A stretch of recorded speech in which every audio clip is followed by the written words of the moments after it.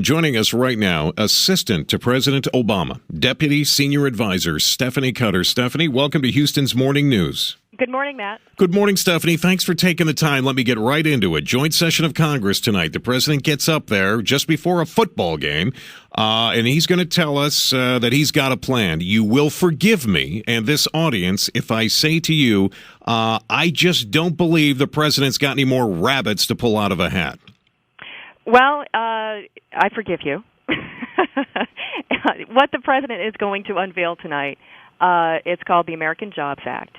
It's a set of ideas that both Democrats and Republicans support currently and in the past. And if we are able to come together, put politics aside, we can have an immediate impact on job growth. Now, Stephanie, I'm reading here, it's infrastructure. I've heard that before. It doesn't work. It's a stimulus, and that's a stimulus plan. It is extension of the payroll tax cut. Okay, so that's the same thing. I don't see anything new unless the president...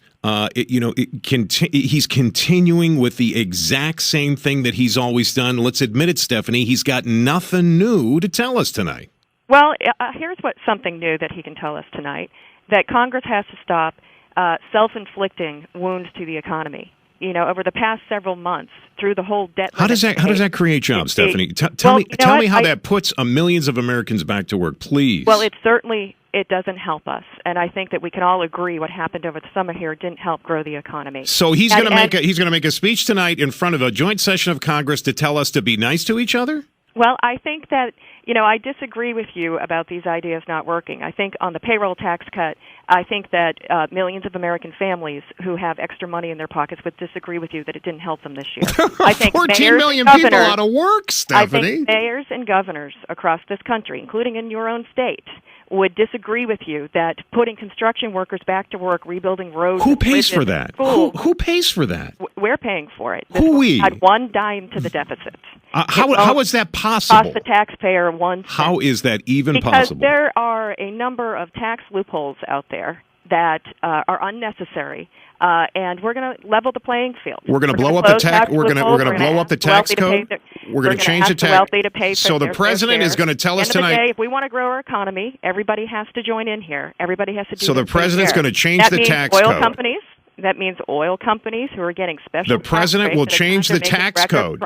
Profits. The president's going to change the tax code, Stephanie? He will say, the president has said in the past that he is for reforming the tax code to level the playing field, both on the individual level and the corporate level, to ensure that everybody is getting what they deserve.